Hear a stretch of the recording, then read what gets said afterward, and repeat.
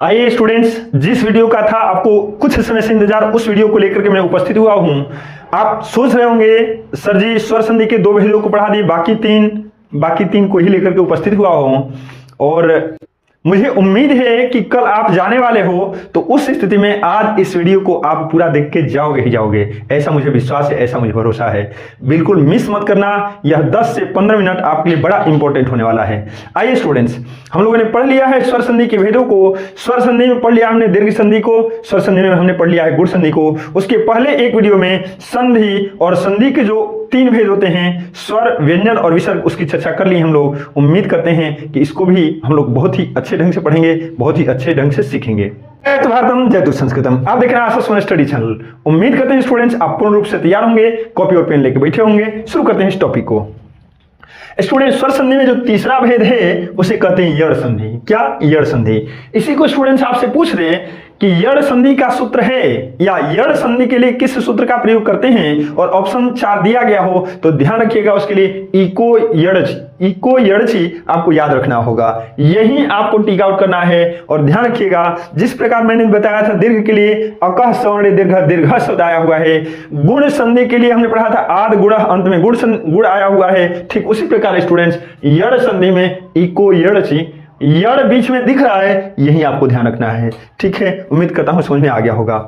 आइए स्टूडेंट्स देखते हैं। यड़ संधि की परिभाषा कुछ इस प्रकार है, ह्रस्वी, ह्रस्व, री तथा री के साथ किसी भिन्न स्वर के मेल से उत्पन्न विकार को यड़ संधि कहते हैं। जैसे में दिया गया है स्टूडेंट्स, देख रहे होंगे यहाँ पर जैसे, लेकिन उदाहरणों को देखें उससे पहले एक छोटा सा ट्रिक इधर देखिएगा। करें ना, ई धन अ बराबर य धन अ बराबर पूरा य। अब आप बड़ा कंफ्यूज हो रहे होंगे, सर दीर्घ में आपने ऐसा कंफ्यूजन क्रिएट नहीं किया था, आपने गुण में भी ऐसे नहीं बताया था, इसको अब हम कैसे याद करें? ध्यान है स्टूडेंट्स, घबराएं नहीं, थोड़े ध्यानपूर्वक सुनेंगे, सब समझ आएगा। कहने का भाव क्या है कि ई के साथ यदि अ मिलता है, ई के साथ यदि अ मिलता है तो वह ई का य हलंत हो जाता है। केवल ई के बारे में जानिए आप। यदि प्रथम पद का अंतिम वर्ण ई दिया गया है और दूसरे पद का प्रथम वर्ण अ दिख रहा है, ई प्रथम पद के अंत में और अ द्वितीय पद के प्रथम में, शुरू में, तो ध्यान रखिएगा स्टूडेंट्स, केवल प्रथम पद के अंतिम वर्ण को पहले बदलेंगे, यानी ई का य हो जाएगा, और य हो जाएगा तब ये अ अब इसमें जुड़ेगा, तो यह पूरा का पूरा य होगा, यानी हलंत इसमें से हट जाएगा क्योंकि इसमें स्वर जुटेगा। बातें आ रही समझ में? इसी तरह स्टूडेंट्स अन्य 3 वर्णों को भी देखना है। जैसे आप यहां पे ध्यान देते, चलो मैं बताते जा रहा हूं। जैसे ऊ में आपने अ को मिलाया, तो सबसे पहले स्टूडेंट्स ऊ का वह हलंत हो जाएगा।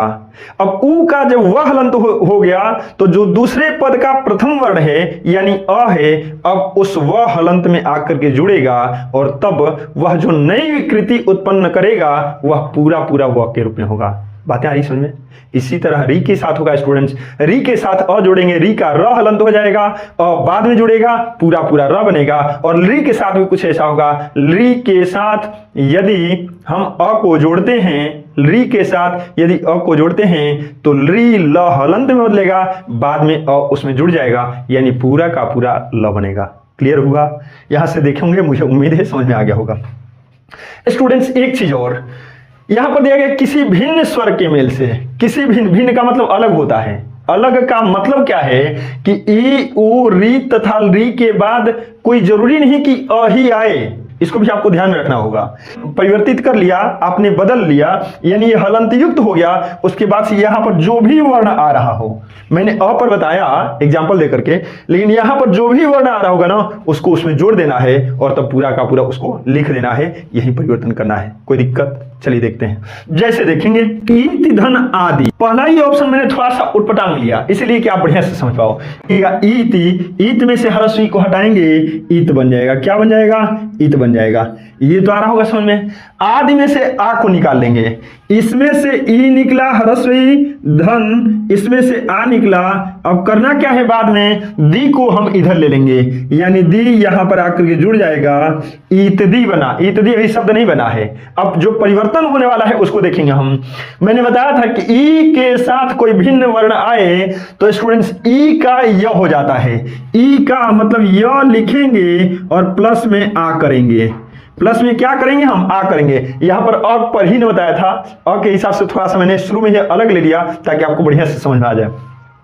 अब यह हलंत में स्टूडेंट्स जब आ जोड़ेंगे तो ये तो या बनेगा, और मैंने बताया है कि जब भी किन्हीं दो वर्णों को आप निकाल रहे हो, आपस में जोड़ रहे हो, तो जोड़ने के बाद वहीं पे रखना है जहां से आपने उसे निकाला है। तो देखिएगा यहां दी से पहले आपने निकाला था या त में से निकाला था, तो त में जोड़ सकते थे है नहीं, तो में जोड़ सकते थे यदि यहां पर स्वर होता, लेकिन ये तो व्यंजन है जी, तो व्यंजन है तो सीधी सी बात है दी के पहले लिख देंगे या, यहां पर क्या लिखेंगे या। अब देखिएगा क्या कहीं आपने किसी बुक में ऐसे इत्यादि देखा है क्या? नहीं ना, क्यों? क्योंकि इसके बाद अभी और सारे वर्ण आए हुए हैं, इसलिए ऐसी परिस्थिति में जो हलंत वाला त है जिसको हम आधा त कहते हैं वह हलंत हट जाएगा और त को तो आधा लिख सकते हैं, उस स्थिति में ये इत्यादि बन जाएगा। और देखो शायद ऐसा ही शब्द मैंने यहाँ पे लिखा है, बातें आ रही समझ में? हाँ, बस यही आपको गौर करते जाना है, ध्यानपूर्वक देखते जाना है। आगे देखिएगा अति धन अधिक, अति धन अधिक, अति में से ह्रस्व ई निकल गया, इसमें से अ निकल गया, ई के साथ अ जुड़ा य बन गया। क्या बन गया? य बन गया। अब फिर ज्यादा लंबा हो जाएगा इसलिए पूरा नहीं समझाना चाह रहा था। ह्रस्व ई का य होगा ना जी, य हलंत, उसमें अ जोड़ेंगे तो य बन गया, ये तो क्लियर। और इसमें से ई निकला है मतलब अ और त हलंत बचा है, तो अ और त हलंत के जगह पर देखो अ और त आधा दिख ही रहा है, ई में अ जुटा य दिख ही रहा है और धिकह बाद में है, यानी अत्यधिक शब्द बन गया। क्या बना? अत्यधिक। ऐसे ही नीचे देखेंगे हम लोग तो स्टूडेंट्स ऊपरी धन उक्तः ई है, इसमें से ऊ निकालेंगे, ई के साथ ऊ, इसको समझ लेते हैं स्टूडेंट्स। ऊपरी में से ई निकला, क्या निकला? ह्रस्व ई निकला, और उक्तः में से ऊ निकला, इसमें से ई निकला, इसमें से ऊ निकला, यह बचा ऊपर, लेकिन ऊपर कैसे? तो हलंत युक्त। और इसमें से अक्तः बचा, क्योंकि ऊ तो हमने निकाल लिया है, तो अक्तः को यहां पर लिख देते हैं, अक्तः। अब देखिएगा ई के साथ जब ऊ जुड़े तो ई का य हो जाता है, लेकिन यह कैसे? हलंत युक्त, तो लिखेंगे यह हलंत युक्त प्लस ऊ है तो ऊ लिख देंगे हम, और बराबर क्या हो जाएगा स्टूडेंट्स? तो यह हलंत में जरा ऊ जुड़िए ना ह्रस्व, तब अब यह मत लिख दीजिएगा, वही गड़बड़ी होगी। आप पढ़े होंगे ई के साथ अ तो यह हलंत धन, अरे भाई यहाँ पर काहे नहीं ध्यान दे रहे? यहाँ पर अ है, यहाँ पर अ है और यहाँ पर भिन्न स्वर आ गया है ऊ है, तो हमें य में अ नहीं जोड़ना, ऊ जोड़ना है, उसमें भी ह्रस्व ऊ, तो ह्रस्व ऊ ऐसे ही तो बनेगा, ह्रस्व ऊ बन गया। इस ऊ को कहाँ रखेंगे? अक्तः से पहले या फिर र में। तो र में तो जोड़ेंगे नहीं क्योंकि र भी व्यंजन में है और यू भी व्यंजन में है, तो हम क्या करेंगे? यहां पर हम यू को लिख देंगे। अब बताओ ऐसा र कहीं देखो बीच में जो हलंत युक्त हो, ऐसा र यदि बीच में आ रहा है स्टूडेंट्स जो अपने आप में आधा हो, यानी स्वर मुक्त हो, स्वर नहीं हो, तो स्टूडेंट्स ध्यान रखिएगा वैसे र को आप रेफ के रूप में रखते हो। किस रूप में? रेफ के रूप में। वह यहां पर य के ऊपर आ जाएगा और तब यहां से इसे हटा देंगे और देख लोगे यही शब्द आपको यहां पे दिखेगा। मैं यह नहीं सिखा रहा हूं ये लाइन कि ऊपरी धन उक्तः बराबर उपरयुक्त, मैं ये बताना चाह रहा हूं ना कि यहां पर जो अ केवल देख रहे हो, केवल अ पर आपको नहीं जाना, यहां पर आने की भिन्न स्वर यानी ई ऊ री और री से भिन्न हो सकता है, मैं ये बताना चाह रहा हूं। यहां पर ऊ आया तो ऊ का मतलब यह नहीं कि अ जोड़ेंगे, ई का य हो गया, ऊ जुटा, ह्रस्व ऊ के साथ यू अक्षर बना, ठीक है, और उसी को हमने यहाँ पे जोड़ा। ऐसे ही स्टूडेंट्स अनुधन अय बराबर अन्वय होगा, जो आप कॉपी पर लिखने का प्रयास करेंगे, सीखने का प्रयास करेंगे, दिक्कत हो तो कमेंट बॉक्स में जाएंगे। उसी तरह स्टूडेंट्स सुधन आगतम बराबर स्वागतम हो जाता है, पितृधन आदेश बराबर पित्रादेश। इसको देखेंगे हम लोग, जैसे यहां से स्टूडेंट्स री हमने निकाला, यहां से हमने री निकाला और यहां से आदेश का आ निकाला, आदेश का आ निकाला, यहां से ये पित बचा, पित में स्टूडेंट्स हलंत लग जाएगा और आदेश का आ निकल गया है तो देशा हम लिख लेंगे, ऐसे बना लेंगे। और हम जानते हैं स्टूडेंट्स कि त हलंत जो बचा हुआ है इसमें री जोड़ना है, लेकिन री का हमने अभी वही बताया है कि री का क्या हो जाता है? र हलंत हो जाता है, यानी र हलंत जब लिखेंगे तो र हलंत प्लस आ बराबर रा हो जाएगा, और जब इस त में जोड़ेंगे ना तो त्रा बन जाएगा। क्या? त्रा। देखिए ना त्रा को हम लोग स्टूडेंट्स कैसे खंडित करते हैं, वर्ण वियोजन कैसे करते हैं, तो आपको याद आ रहा होगा, इसमें लिखते हैं त हलंत धन र हलंत धन आ, त हलंत धन र हलंत धन अ बराबर त्र, और यहाँ पर त्रा बताने का यही अर्थ है क्योंकि यहाँ पर आ जुड़ा हुआ है, री के साथ आ जुड़ा, री का र हलंत हो गया, आ जैसे वैसे लिख दिया, र हलंत में आ जुड़ा, रा बना, और इसी रा को जब यहाँ पर लगाएंगे तो त पहले दिख रहा है तो इस त को मिटाएंगे और डायरेक्ट यहाँ पर त्रा लिख देंगे और तब यह शब्द क्या बनेगा, पित्रादेश। इसी की तरह मातृधन आदेश बराबर मात्रादेश हो जाएगा। और एक और है अंत में स्टूडेंट्स, ली धन आकृति बराबर लाकृति, ली का क्या हो जाएगा, ल हलंत हो जाएगा, और ल हलंत में स्टूडेंट्स आ जुटेगा, ल में आ जुटा पूरा पूरा ला होगा, कृति अंत में है, लाकृति शब्द बन गया। ठीक ठाक। अंत में एक ट्रिक ध्यान रखिएगा। पहला ट्रिक तो मैंने बताया था कि हरस्व ई हरस्व री या री के साथ जब कोई भिन्न स्वर आता है तो ई का य हलंत, ऊ का व हलंत, री का र हलंत और री का ल हलंत हो जाता है, ये आपने समझ लिया है। दूसरा, यदि आपसे पूछ दे कोई शब्द दे करके कि इस शब्द में कौन सी संधि है, उसको कैसे मिनट में पहचानेंगे, उसे मैं बता रहा हूं। यहां पर देखिएगा यड़ संधि है और यड़ में पहला अक्षर क्या है, य है। पहला अक्षर क्या है, य है। अच्छा, यह किस व्यंजन में आता है, तो आपका जवाब आ रहा होगा सर हम तो जानते ही हैं, सर अंतस्थ व्यंजन में आता है। किस में आता है, अरे वाह बढ़िया बता रहे हैं आप। तो अंतस्थ में कुल कितने व्यंजन वर्ण होते हैं, आप बता रहे होंगे, 4। कौन कौन, य र ल, बस यही बताना था आपको।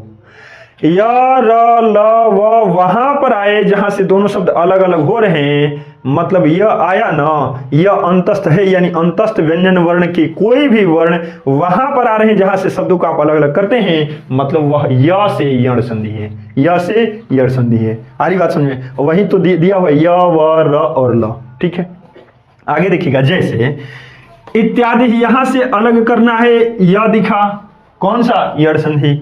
यहां से अलग करना है, क्या दिखा, य, कौन सी संधि, यड़ संधि।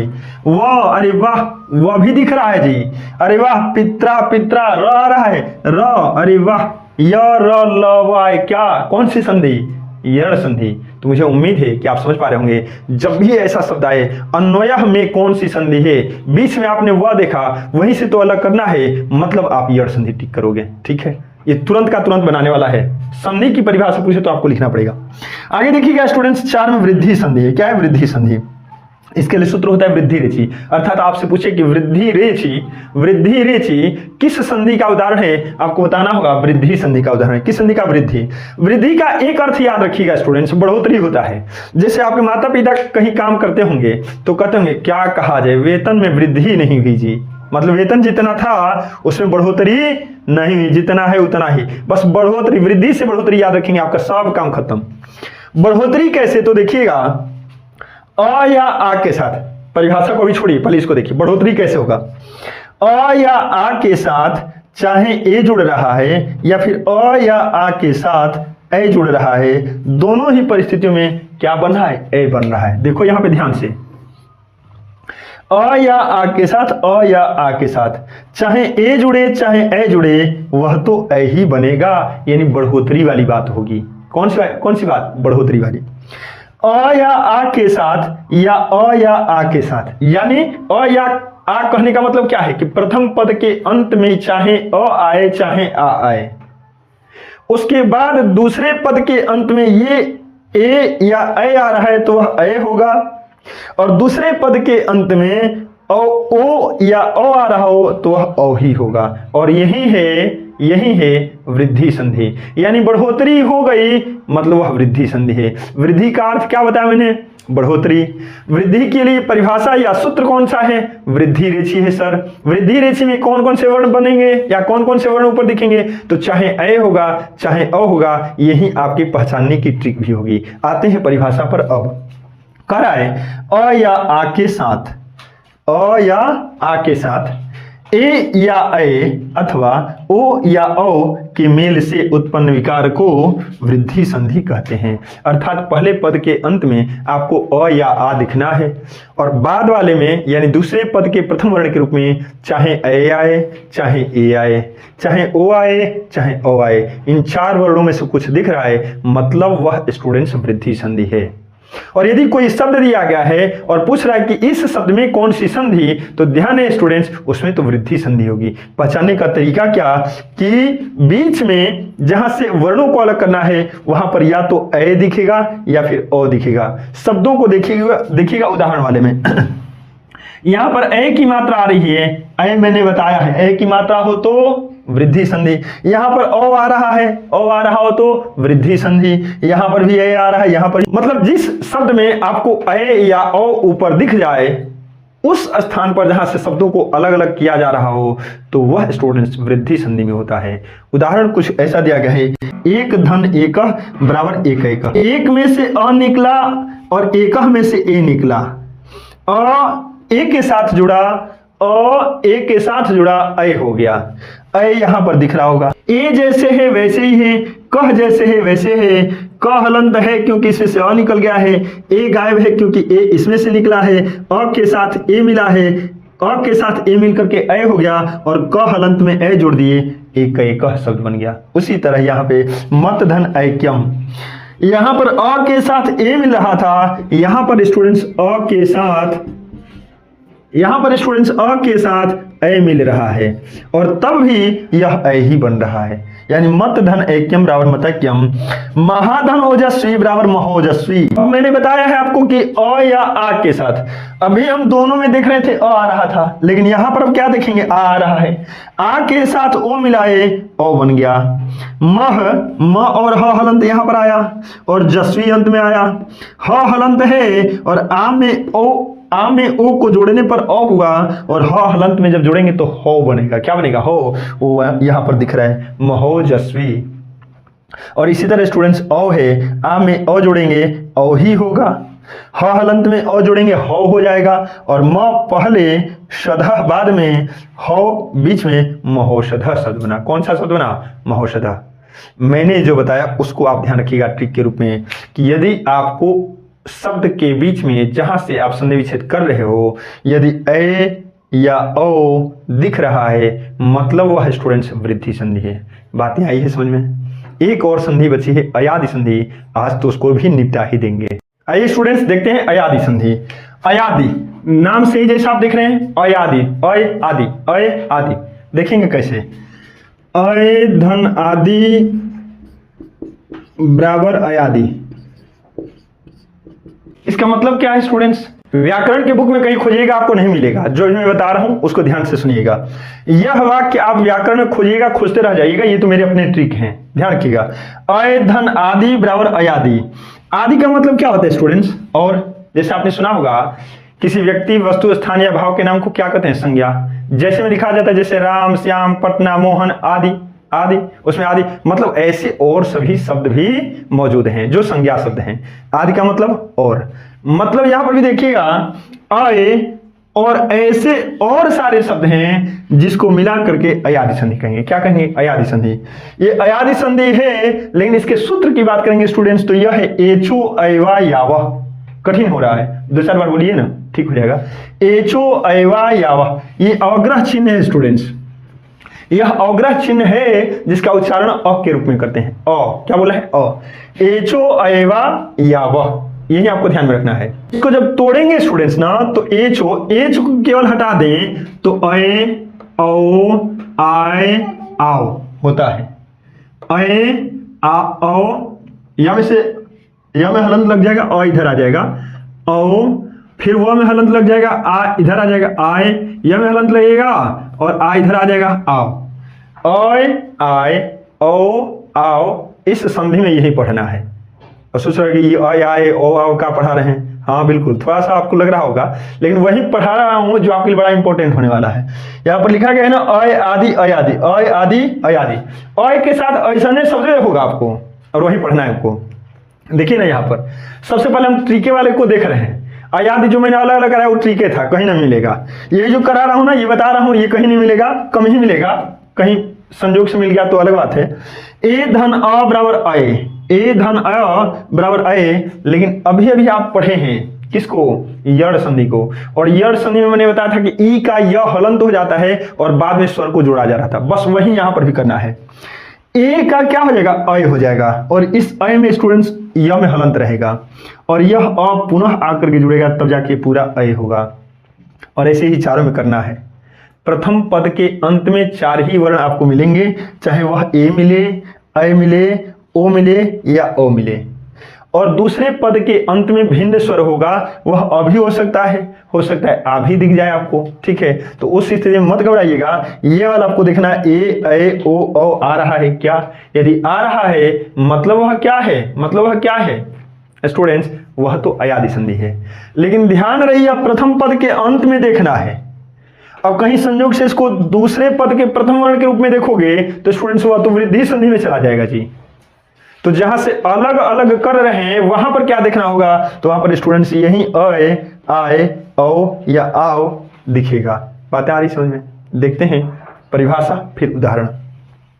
परिभाषा करा, ए, ऐ, ओ, औ के बाद का मतलब है कि अब शुरू होगा दूसरे पद का पहला वर्ण।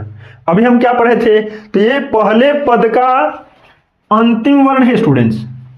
पहले पद के अंतिम वर्ण में चाहे ए आए, चाहे ऐ आए, चाहे ओ आए या ओ आए, और के बाद यानी दूसरे पद के प्रथम वर्ण के रूप में किसी भिन्न स्वर के मेल से उत्पन्न विकार को अयादि संधि कहते हैं। यानी दूसरे पद के प्रथम वर्ण के रूप में ए, ऐ, ओ, औ को छोड़ के कोई भी अन्य स्वर हो सकता है, लेकिन ध्यान है व्यंजन में नहीं जाना आपको, क्योंकि हम लोग क्या पढ़े हैं, स्वर संधि पढ़े हैं। अयादि संधि किस संधि का भेद है? स्वर संधि का भेद। स्वर संधि के 5 भेद, उसमें से 5वां हम लोग पढ़े होंगे, पता है आपको, याद आ रहा है? दीर्घ संधि, गुण संधि, यण संधि, वृद्धि संधि और अयादि संधि, वहीं अयादि अवयव हम लोग पढ़ रहे हैं, ठीक है ना। अब हम लोग देखेंगे, ये वाला क्लियर हो गया। अब देखेंगे ने धन अनम, ने में से ए निकला, अनम में से अ निकला, दोनों का योग हो गया। लेकिन ने में से ए निकला तो बचा न हलंत, और अनम में से अ निकला तो बचा नम को यहां पर लिख देंगे। तब अब क्या होगा, तो ए का स्टूडेंट्स अय हो जाता है। आगे देखते हैं इसको, ए का अय हो गया प्लस अ, ए का अय हो रहा है, दोनों को जोड़ के अय नहीं बना है, प्लस अ हमने किया तो बना यह अय, यानी अब इसमें हलंत नहीं दिख रहा होगा।